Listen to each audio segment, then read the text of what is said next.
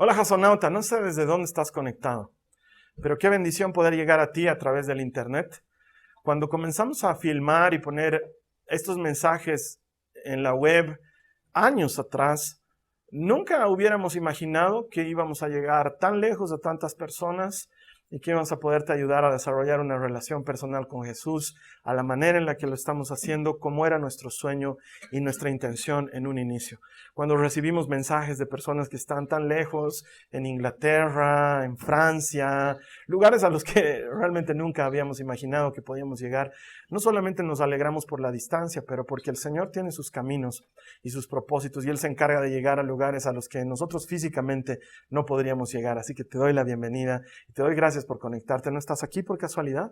El Señor tiene un propósito y estoy seguro que gran parte de su propósito es que encuentres ese Dios que da vida, porque todo el que encuentra a Dios encuentra vida. Nuestro deseo y nuestra oración detrás de este servicio es que encuentres esa vida abundante que el Señor tiene preparada para ti. Gracias por conectarte. A las personas que nos acompañan aquí todas las semanas, quiero darles gracias. Como les decía, a los que están conectados, estamos en un nuevo lugar, estamos un poquito incómodos por un tiempito, pero eso es en miras de hacer algo mucho mejor, según lo que el Señor ha puesto en nuestros corazones. Así que gracias por venir, hermano. Ayúdame, dale gracias al que está a tu lado de mi parte. Dile gracias por venir, hermano. Que el Señor te premie por tu fidelidad. Que el Señor te bendiga por ser fiel al Señor. Gracias por estar aquí. Si ustedes están de acuerdo, vamos a concluir con nuestra serie stand-up. Esta es la última semana de la serie stand-up. Y esta serie ha pretendido mostrarnos a partir de las Escrituras cómo es que Jesús contaba sus parábolas a la gente. Y lejos de esa concepción tradicional de estampita de primera comunión, lo que quisiera que tengas es una concepción diferente de cómo contaba Jesús sus parábolas. Lo hacemos a Jesús muy ceremonioso, muy serio y muy formal. Y no, si bien Jesús no era un gualaicho, término muy típico de aquí, de mi país, que quiere decir muy, ¿cómo se dice? Pues muy informal, muy, no sé cómo decirlo en otras palabras. Gualaicho, pues suena bien en Bolivia. Y todos aquí me entienden. Es hebreo avanzado, eso no te lo puedo explicar. Jesús no era pues uno de esos acartonados, serios, quietos. No, de hecho Jesús era una persona apasionante. Es una persona apasionante y cuando lo conoces te das cuenta que incluso su sentido del humor es muy especial. Tiene una manera muy peculiar. Me viene a la memoria ese pasaje en el que está discutiendo con Moisés. No sé si lo has leído, pero está discutiendo con Moisés porque el pueblo tiene hambre. Y Dios le dice, sabes que estoy cansado de los israelitas, se quejan de todo, como si no hubieran visto lo que he hecho en Egipto y lo que soy capaz de hacer. Y les he dado maná para que coman y se siguen quejando. Y Moisés le dice, sí, pero lo que pasa es que quieren carne, ¿no? Y los que no son veganos deben entender esto, ¿no? Es una cosa bien urgente cuando tienes hambre, quieren carne. Y el Señor les dice, ok, ¿sabes qué? Les voy a dar carne para que se hastíen. Hasta 2 meses van a comer carne sin parar. Van a comer carne hasta que les salga por la nariz, dice el Señor. Estaba molesto. Y Moisés le dice, y esta es la parte en la que te quiero hablar un poquito del humor del Señor. Y Moisés le dice, ¿y cómo vas a hacer para conseguir carne para 2 millones de personas para 2 meses? Y la respuesta del Señor, siempre te lo digo, los escritores de la Biblia son polite, son bien educados, son bien... no sé, pues es gente que se ha dedicado a escribir y a hacer buen uso del idioma. Entonces lo ponen en lenguaje que sea muy propio, ¿no? Y dicen, ¿acaso mi brazo se ha encogido? Pero si tú vieras esa conversación entre Moisés y Dios, lo que Dios le está diciendo es algo así como, me he perdido en la parte en la que me he quedado manco, ¿no? Está siendo sarcástico el Señor. Uy, no me había dado cuenta, Moisés, me he quedado manco. ¿Cómo voy a hacer para traer carne para 2 millones en 2 meses? Realmente debo ser un inútil. Eso es lo que le está diciendo. El Señor tiene un sentido del humor bien especial. Y luego en lo que no se dan cuenta, sopla una ventisca y vienen codornices y literalmente comen hasta que les sale por las narices. Entonces el Señor es especial. Es el que le habla a Pedro y le dice, oye Pedro, ¿quiénes tienen que dar el diezmo? ¿Quiénes tienen que pagar el impuesto al templo? ¿Quiénes tienen que hacerlo? ¿Los que no son dueños o el dueño? Los que no son dueños, le dice Pedro. Pero hasta el dueño ahora va a tener que pagar. A ver, Andate, busca un pececito, vas a encontrar ahí una moneda. Es como que, ¿en serio, Señor, me estás diciendo que va a haber moneda en el pez? Sí, y va a alcanzar para ti y para mí, para que veas que soy buen tipo. No solo para mí, sino para ti más. Vamos a pagar el impuesto del templo, tú y yo. El Señor es especial. Y sus stand-ups, sus parábolas, no eran algo distinto. Él no estaba pretendiendo ser ceremonioso y darte una enseñanza que sea solemne. Él estaba pretendiendo, al contarte una parábola, dejarte pensando, que te quedes con la interrogante de qué quiso decir y qué parte juego yo en esa parábola, cuál es mi lugar en esa historia. Y la primera semana veíamos la de la oveja perdida y que Jesús es el único que tiene autorización para decir cuándo algo se ha perdido, porque mientras Él no lo dé por perdido, hermano, no está perdido. Entonces eso debería darte paz y gozo, diciendo, mi salud no está perdida, mi matrimonio no está perdido, mis hijos no están perdidos hasta que Dios no haya dicho que están perdidos. Él es especialista en buscar y en encontrar lo que se había perdido. Eso era la primera semana. La segunda semana hablábamos de la maleza que crece junto a la buena semilla, el trigo y la cizaña, y por qué Dios permite tantas cosas malas en un mundo en el que los buenos estamos a merced del enemigo. Pero en realidad veíamos que no, que cosas buenas le suceden a gente mala, porque en realidad es la oportunidad de creer en Jesús como tú y yo hemos tenido esa oportunidad. Y vamos, seamos sinceros, en esta semana, ¿quién no ha pecado y sin embargo está disfrutando de su gracia, su perdón y su favor? Cosas buenas le pasan a la gente mala y el Señor sigue rescatando y dando oportunidad a todos a pasar de ser cizañas y transformarnos en trigo. ¿Sí? Eso es lo que el Señor quiere decirnos en esa parábola.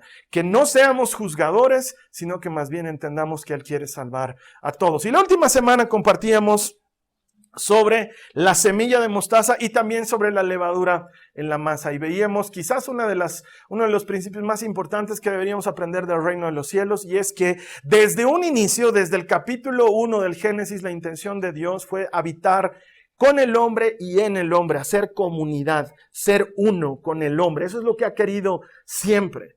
Y a través de Jesucristo, por su sacrificio en la cruz y por la promesa del Espíritu Santo en nosotros, Él es uno con todo aquel que cree. El reino de Dios está en ti, habita en ti. Esa es la revelación más importante de la Escritura, lo que Pablo va a llamar el misterioso plan de Dios. El misterioso plan de Dios no consiste en hacer un gobierno mundial.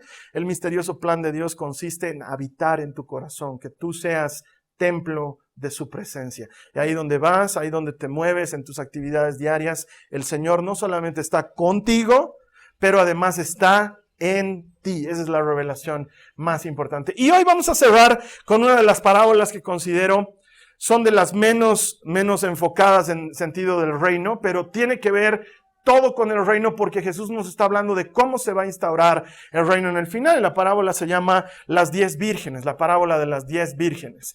De hecho, la versión que vamos a leer no les llama vírgenes porque lo está contextualizando en un contexto, valga la redundancia, más temporal a nosotros, más actual para que lo entendamos, porque hoy en día es como que la virginidad se ha perdido, ¿no?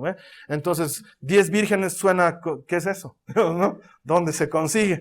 Pero no, te voy a explicar todo el contexto cuando lleguemos al punto. Primero quiero que entremos en las Escrituras y luego vamos a ir al contexto. Acompáñame, por favor, Mateo 25, los versos 1 al 13. Dice la palabra del Señor: entonces el reino del cielo, y si te das cuenta otra vez está hablando del mismo tema, el reino de los cielos, será como 10 damas de honor que tomaron sus lámparas y salieron para encontrarse con el novio.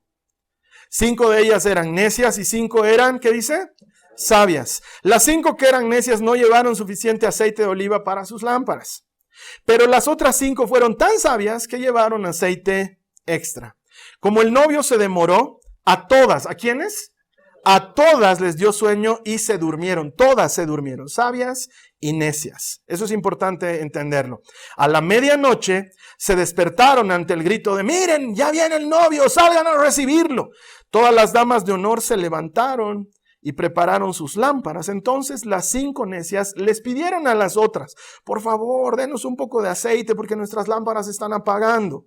Sin embargo, las sabias contestaron, no tenemos suficiente para todos. Vayan a una tienda y compren un poco para ustedes. Pero durante el lapso en el que se fueron a comprar aceite, llegó el novio. Entonces las que estaban listas entraron en la fiesta de bodas y se cerró la puerta con llave. Más tarde, cuando regresaron las otras 5 damas de honor, se quedaron afuera y llamaron, Señor, ábrenos la puerta. Él les respondió, créanme, no las conozco.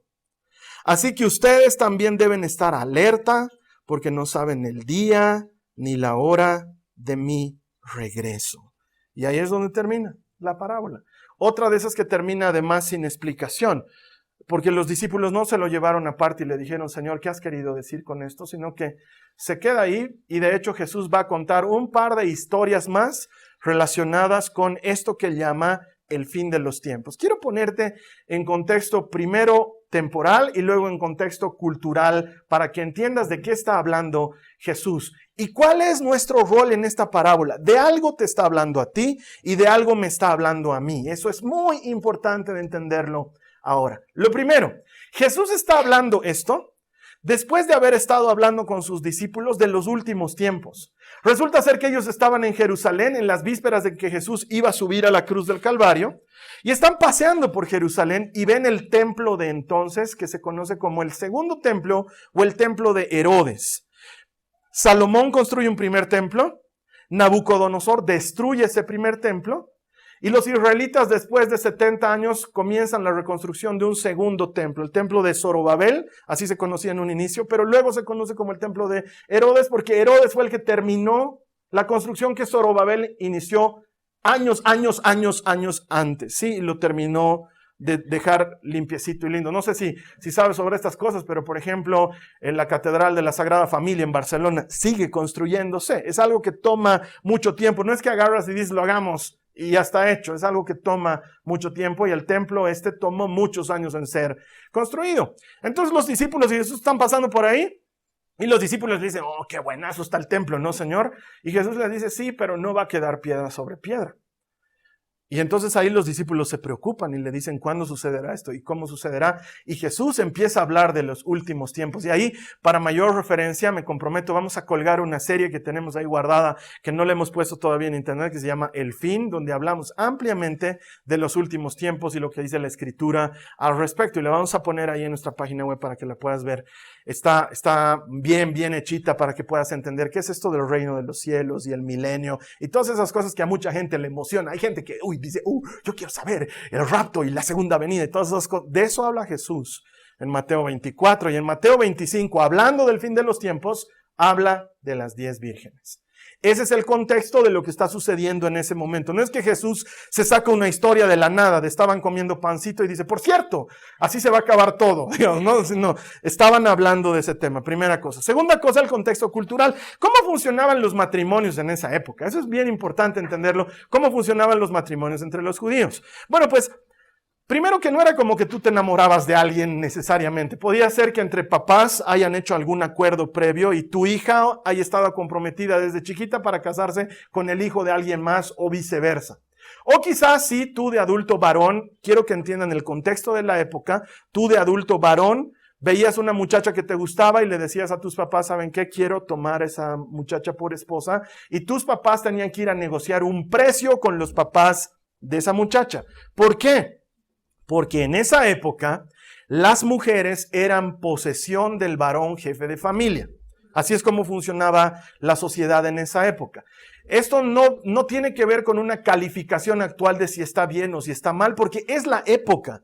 Quiero que entiendas que lo que está sucediendo en la época es bien visto y correcto en esa época y no está pensado para que nosotros digamos así debe hacerse hoy o está bien o está mal. Es solamente como sucedía en esa época. Entonces, se entendía que la mujer necesitaba cobertura y protección y por eso alguien era dueño de su vida. Cuando tú nacías, seas varón o mujer, eras propiedad de tu padre, del varón dueño de la casa, cabeza de familia. Así era como funcionaba. Y la mujer, a diferencia del varón, a los 12 años el varón se transformaba en hombre, se hacía una ceremonia y se volvía hombre y dejaba de ser niño y tenía responsabilidades financieras, económicas y sociales, mientras que la mujer pasaba a ser propiedad completa de su padre. Y cuando otra persona quería casarse con ella, la compraba. Eso es lo que sucedía. Acordaban entre padres y le decían, ¿cuánto quieres por tu hija? Y él decía, no sé pues, una camada de ovejas recién nacidas y 2 vacas lecheras. Y el chico decía, oye, estás pidiendo mucho porque no está tan bonita. Te estoy hablando como era en la época. Y el padre decía, sí, no está tan bonita, pero sabe tejer, sabe bordar, sabe abrir las puertas para ir a jugar. Entonces, así era. Es como funcionaba en la época. Entonces tú hacías el acuerdo, firmabas un documento y decías, la estoy comprando por una camada de ovejas recién nacidas y 2 vacas lecheras. Y durante un año, esa transacción era legal, pero tú no podías llevártela a tu esposa a tu casa. Ya estaban desposados, pero no podías llevártela a tu casa, no como ahora, que ni siquiera le han invitado un café y ya se la llevaron a vivir a su casa, ¿no? Por lo menos invítame un cafecito. No, ya vente conmigo y pum, pum, pum, arriba totota, y no debería funcionar de esa manera. Me he desviado por hacer ese mal chiste. Ok. Después de un año, regresabas y la tomabas como tuya.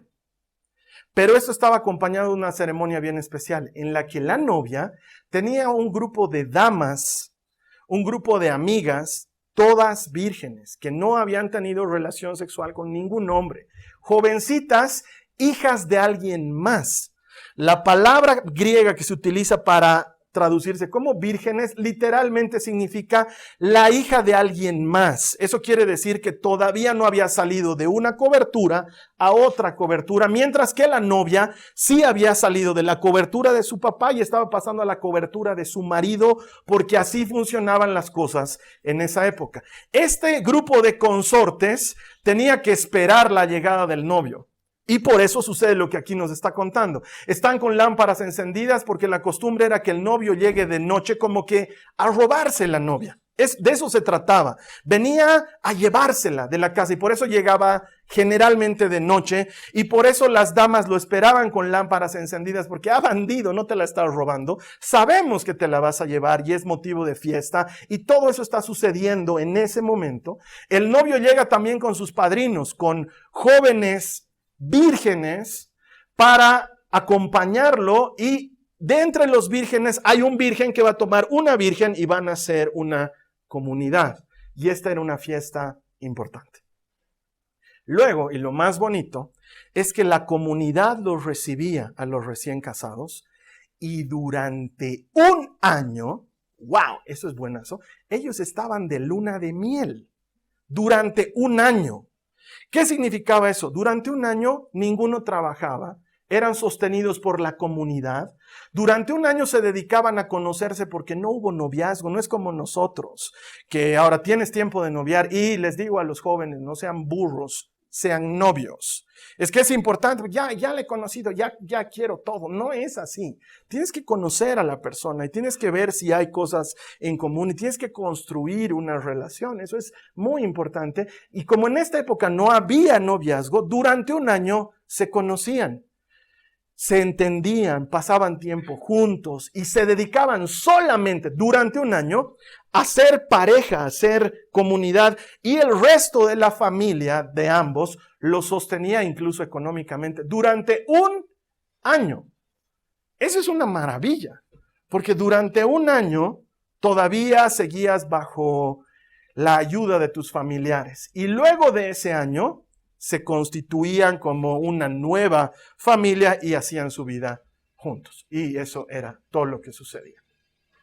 Eso es lo que está relatándonos. Por eso cuando Jesús lo habla, los que están escuchando en ese momento no están con signo de interrogación de por qué 10 vírgenes, por qué las lámparas, por qué les cierran la puerta en la cara, qué egoístas las otras, por qué no les han prestado aceitito.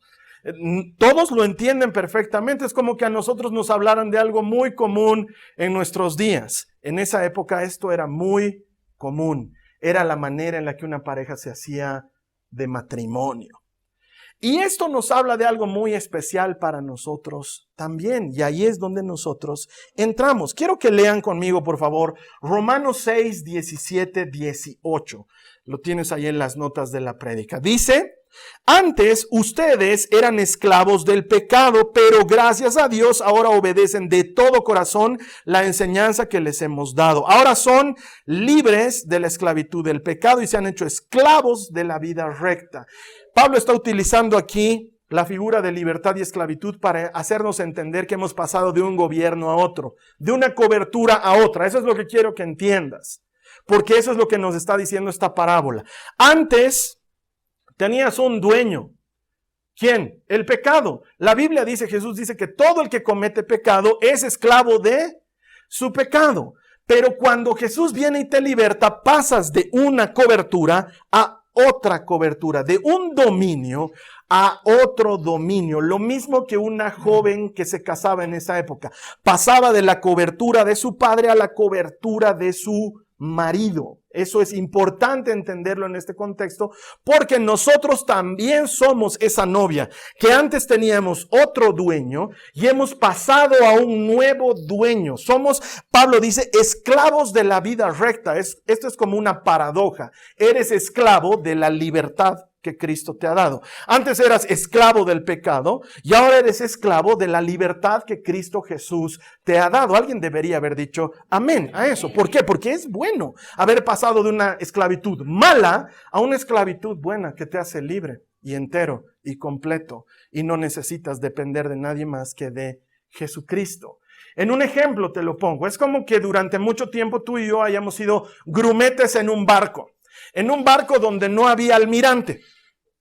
Entonces cada quien hacía lo que quería. Los grumetes hacían fiesta en la cubierta, farreaban hasta las 3 de la madrugada y vomitaban por el borde del barco y todas las paredes del barco estaban llenas de vómito y nadie dirigía el barco a ningún lugar seguro y cada vez iban de un lado al otro lado. Era uno de estos cruceros sin sentido donde cada quien hacía lo que quería. Entonces la empresa dueña del barco dice, pongamos un almirante. Y ponen el almirante y el almirante desde el día número 1 llega y dice, me limpian la cubierta, me baldean las paredes de este barco, vamos a ir a puerto seguro, y empieza a dar órdenes y los grumetes se rebelan.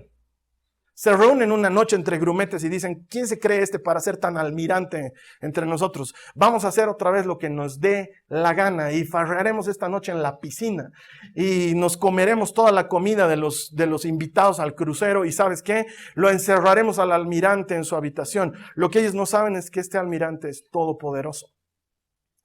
Tu vida ha estado muchos años gobernada por el pecado y el pecado es haz lo que quieras sin consecuencias. Y conoces a Cristo y lo recibes como tu Señor y Salvador y hay un nuevo almirante en tu barco. Pero de rato en rato tu barco quiere rebelarse, pues. Quiere volver a sus viejas costumbres. Quiere volver a su vieja manera de vivir, a sus vicios y a sus esclavitudes anteriores. Pero hay un nuevo gobernador del lugar, hay un nuevo regente del lugar. Cristo ha venido a tomar tu vida y a transformarla. No te angusties de que la transformación no sea inmediata. Pero Carlos Alberto, la Biblia dice que si uno viene a Jesucristo, las cosas viejas pasaron, todas son hechas nuevas. Sí, en tu espíritu. En tu espíritu son hechas nuevas de inmediato. Eso es, Él viene a vivir en ti de inmediato. No se muda de a poquito. No lleva primero el microondas y un poco de su ropa a ver si nos acostumbramos. No, Él se viene a vivir completo. Pero tu cuerpo, tu carne, tu vieja naturaleza, lo físico, está acostumbrada a pecar todavía y la transformación de tu mente toma tiempo. El espíritu es renovado de inmediato, pero la transformación de tu mente toma tiempo. Y así como en el matrimonio tradicional de la época, tú estabas como novia viviendo bajo la cobertura de tu padre y pasabas bajo la cobertura de tu esposo. Así nosotros hemos pasado de vivir bajo el pecado a vivir bajo Jesucristo. Él es un buen amo, pero tenemos que entender que es amo nuestro, es nuestro dueño, ha pagado por nosotros con sangre, ha pagado por nosotros con su vida, le pertenecemos, Él nos ha comprado a precio de sangre. A mí nadie me compra, yo no soy de nadie. Antes eras del pecado, estabas vendido al pecado, aunque no hayas querido, y ahora ha venido uno a rescatarte y a pagar el precio de remisión, que ha sido más que una camada de ovejas y 2 vacas, ha sido la sangre preciosa del Hijo unigénito de Dios. Él ha dado su vida por ti y has pasado de una cobertura a otra cobertura y tienes nuevo propietario. Y eso es bueno, porque qué triste es no tener propietario y estar como perro sin dueño. Pero es mucho mejor ser perro con dueño, con casa, con collar. Yo lo veo a mi perro, tenemos un perro, y digo, mi mamá siempre decía esto, ¿no? Hasta para ser perro hay que tener suerte, decía mi mamá. Pero es que de veras, es un mimado. Y veo que hay otros perros, los peluditos de la calle que sufren, de veras. Y este mimado ya está con hueso especial y tiene un puff para él solito donde se echa. Ese puff era de mi esposa y se lo ha quitado y se ha adueñado el perro del puff. Y nos mira ahí, mueve la cola y uno tiene que decir, ya, pues es tuyo. Qué lindo es tener dueño, porque cuando tienes dueño, tu dueño te ama, te cuida, te provee, te protege, te sustenta, te alimenta, te saca todos los días adelante, quiere tu máximo bienestar. Por eso te ha adquirido, para que seas su propiedad. Y esto también, como en el matrimonio judío, es un asunto comunitario. La comunidad participa, así como la comunidad se alegra. Por eso entre creyentes nos alegramos de participar unos con otros de la comunión con Cristo. Es un asunto comunitario. Y al haber pasado al gobierno de Jesucristo, así como los novios gozaban de un año de gracia, hermano y hermana, te tengo una buena noticia.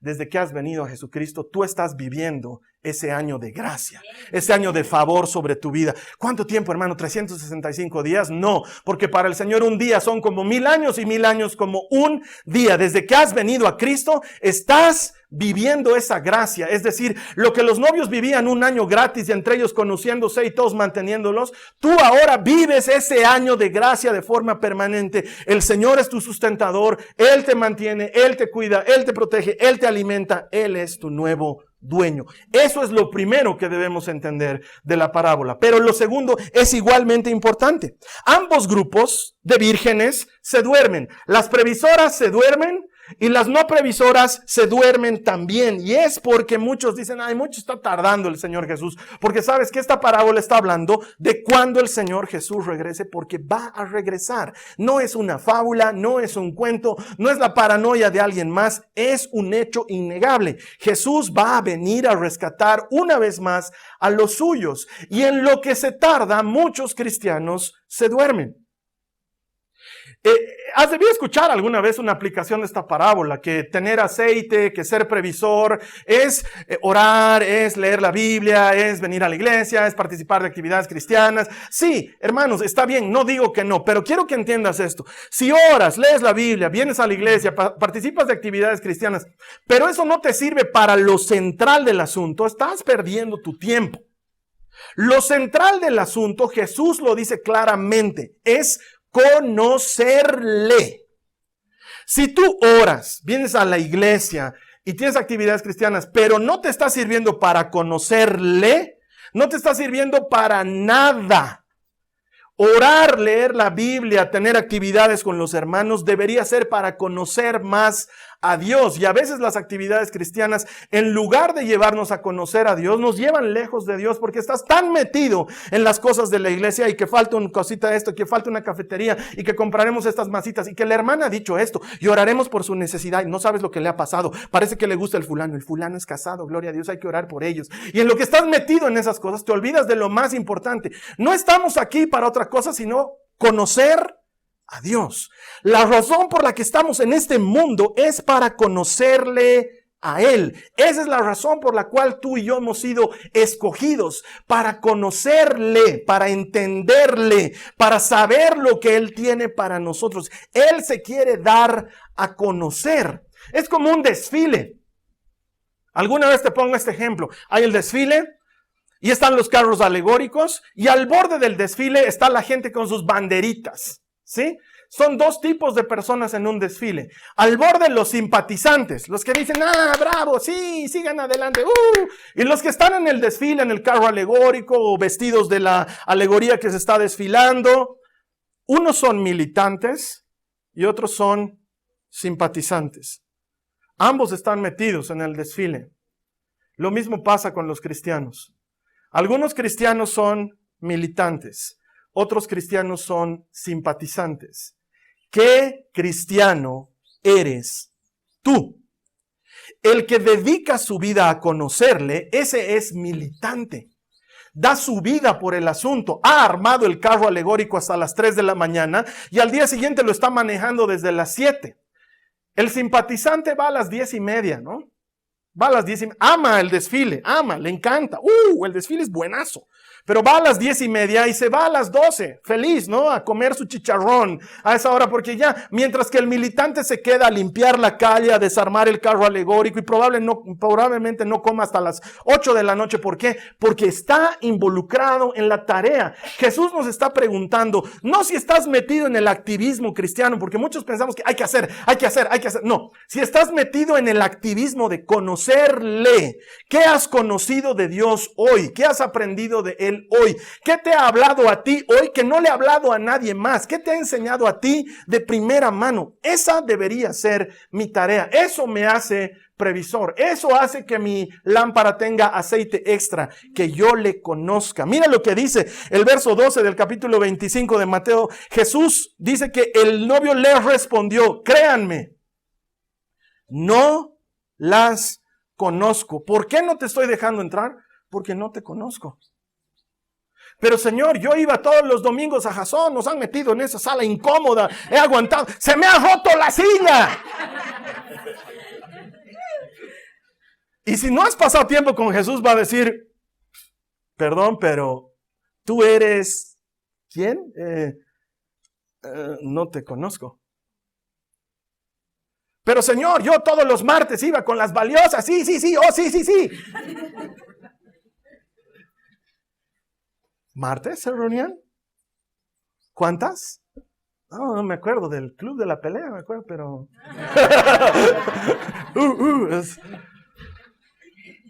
Si no nos dedicamos a conocerle, estamos perdiendo nuestro tiempo.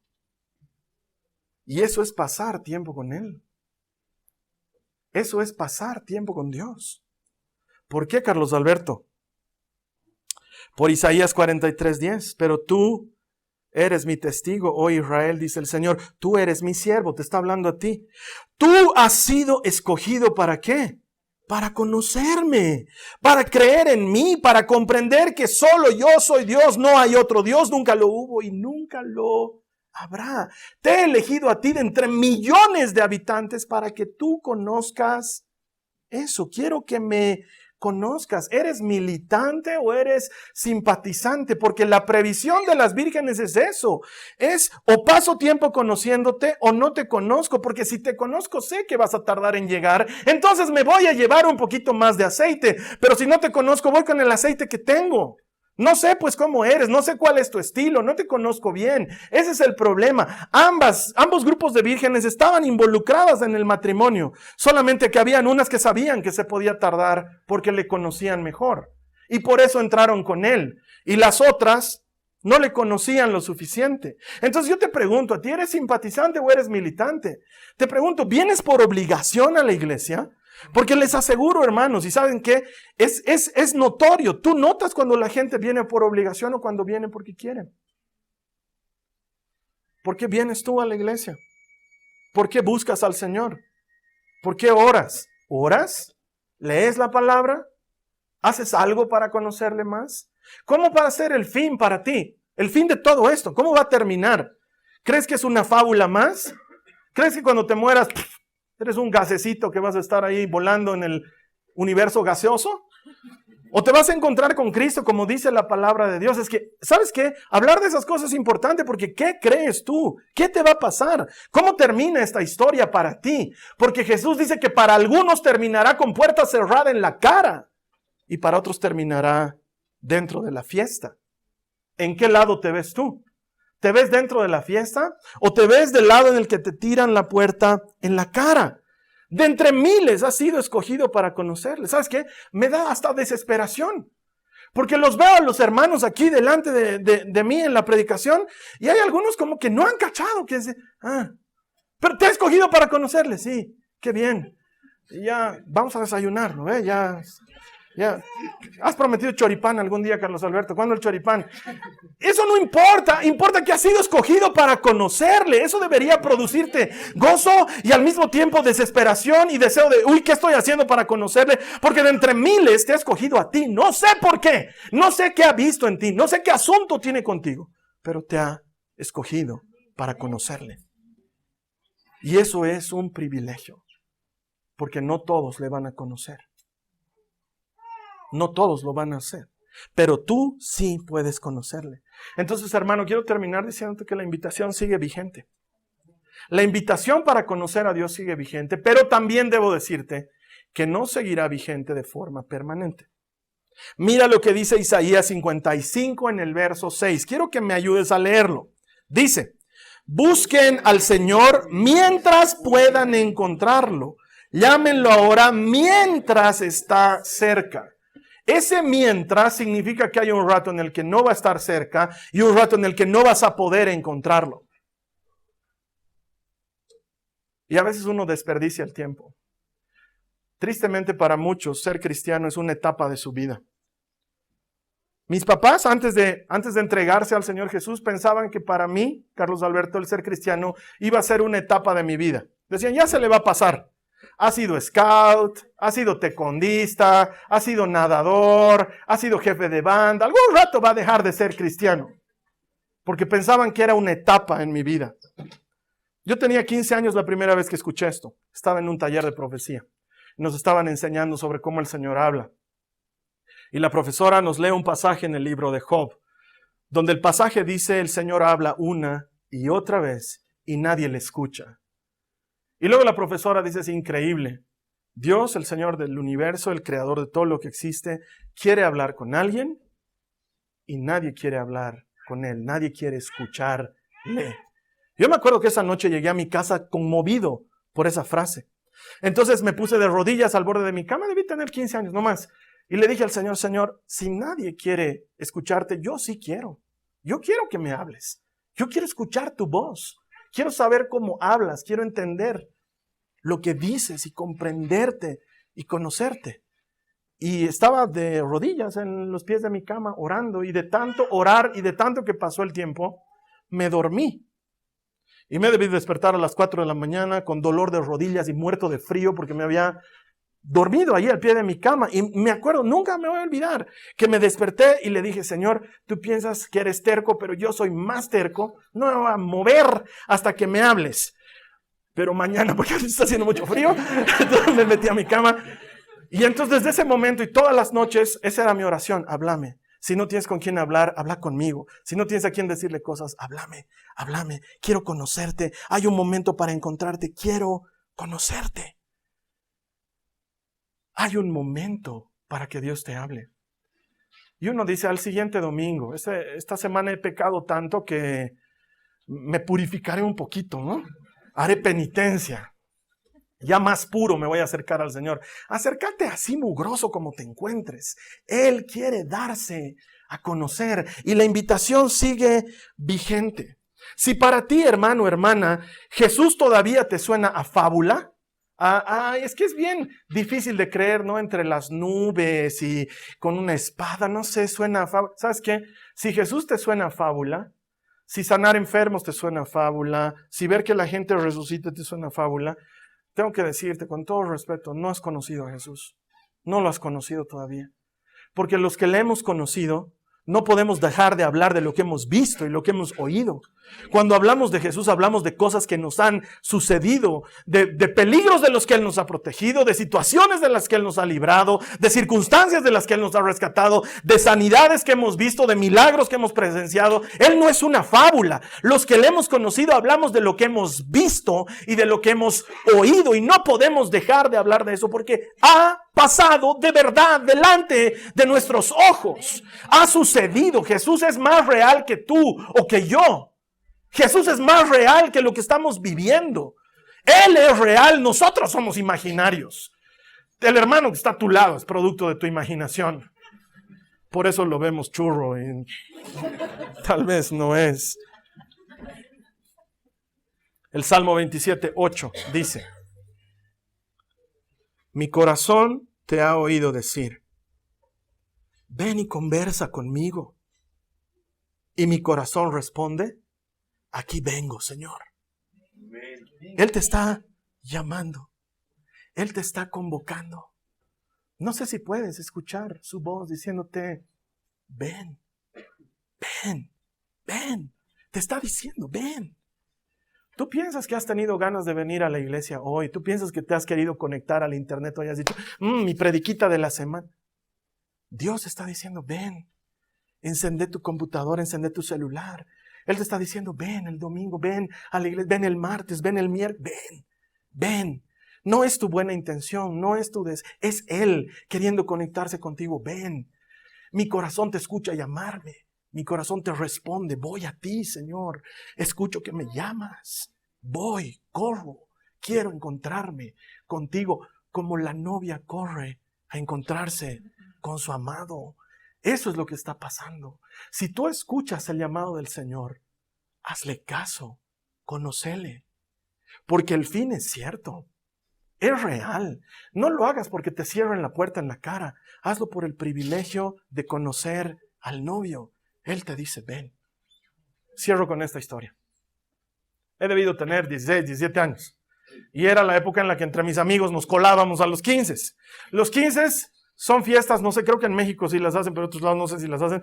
Cuando una niña cumple 15 años es un momento muy importante y le hacen una fiesta importante. Los papás le hacen una fiesta. Hoy en día también le dan a elegir Disney o fiesta, digamos, ¿no? Está bien, tienen todo el derecho, pero es un momento importante los 15.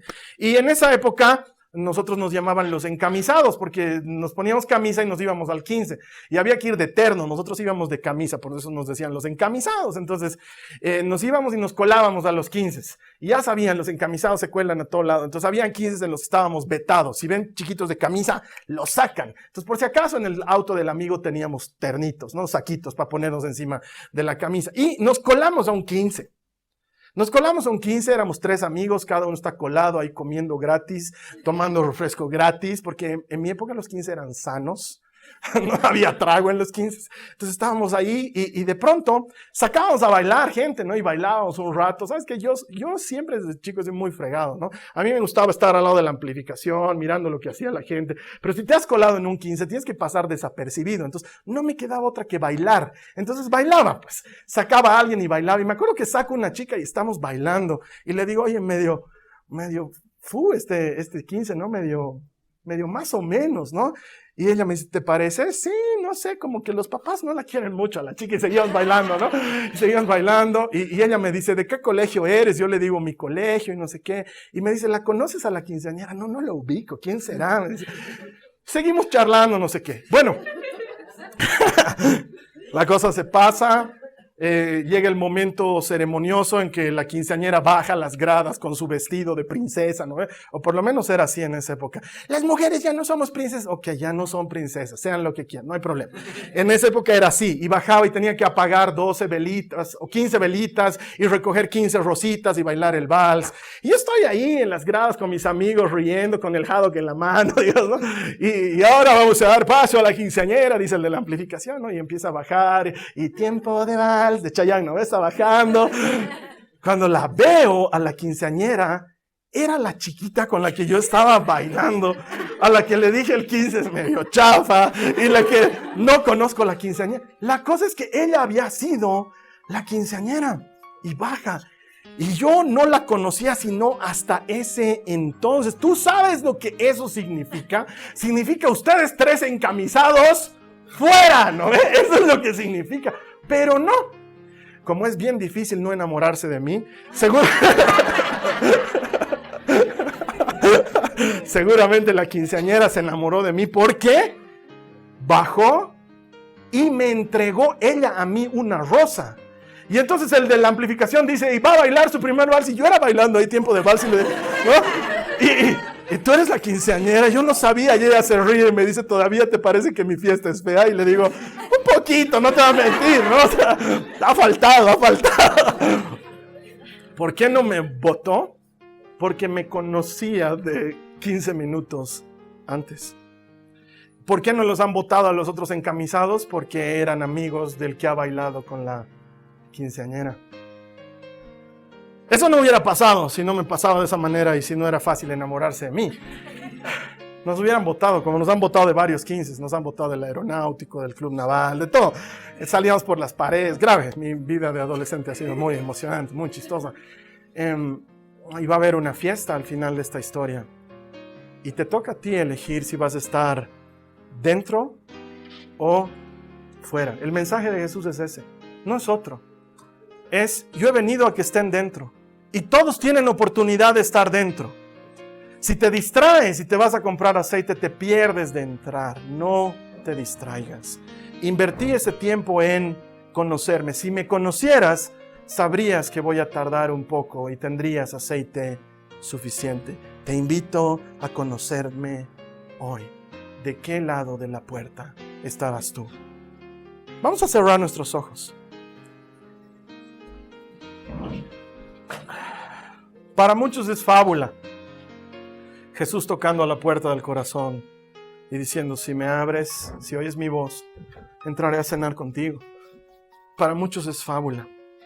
Pero para los que hemos escuchado el sonido de la puerta tocando y hemos abierto las puertas, también hemos experimentado lo que es Jesús entrando a cenar con nosotros. Sabemos lo que es eso, no es fábula. Yo te invito, no solamente a que abras la puerta, pero a que afines tu oído. Porque tal vez esta prédica, este mensaje es el mensaje por medio del cual el Señor te está diciendo, ven, quiero que me conozcas, ven, quiero tener comunión contigo, ven. No seas solo simpatizante, no te quedes al borde del camino con la banderita. Sé parte del desfile, entra, sé uno conmigo, quiero ser uno contigo. Si estás escuchando la voz del Señor llamándote, yo te invito a que ahí donde te encuentres, cierres tus ojos. Vamos a orar, vamos a decirle al Señor, las personas que están aquí, ayúdame a orar, cierra tus ojos, no te distraigas, dile, Señor Jesús, te agradezco tu invitación, me siento honrado de recibirla, quiero responder a tu llamado. Si tú quieres responder al llamado de Jesús, yo te voy a pedir que levantes tu mano derecha como un acto de fe y dile, Señor, yo respondo a tu llamado, hoy Señor respondo a tu llamado, escucho que me dices, ven, y yo voy a ti, Señor. Mi corazón te escucha y yo voy a ti, Señor. Y esta es mi oración desde hoy en adelante. Dile a Jesús, quiero conocerte más. Quiero conocerte más. Quiero saber más de ti. Quiero entender tus caminos. Quiero conocer tu manera de ser. Quiero conocerte a ti. Quiero que mi vida esté dedicada a conocerte a ti. Señor, no me imagino del otro lado de la puerta. Yo me imagino adentro. Yo me imagino en la fiesta. Gracias por darme la oportunidad. Acepto la invitación, la recibo con gozo. Corro hacia ti, Señor. En el nombre de Jesús. Amén. Espero de todo corazón que esta serie te haya ayudado a entender a Jesús de manera más profunda, que lo hayas visto no como una enseñanza ceremoniosa, sino como una palabra que da vida. El reino de los cielos es real y la invitación sigue vigente. Espero que aceptes esta invitación. La siguiente semana vamos a estar comenzando una nueva serie con un nuevo mensaje de la palabra de Dios. Y en tanto eso sucede, mi oración es que el Señor te bendiga, que esa semana sea una semana bendecida para ti, que el Señor te muestre su favor en todo lo que hagas, que puedas conocerle más, conocer más su corazón y a partir de eso descubrir las cosas que Él tiene para ti. Porque estoy seguro que si le encuentras, todo el que encuentra a Dios encuentra vida. Vas a encontrar vida abundante. Te espero aquí la siguiente semana. Gracias por conectarte. Que el Señor te bendiga. Amén.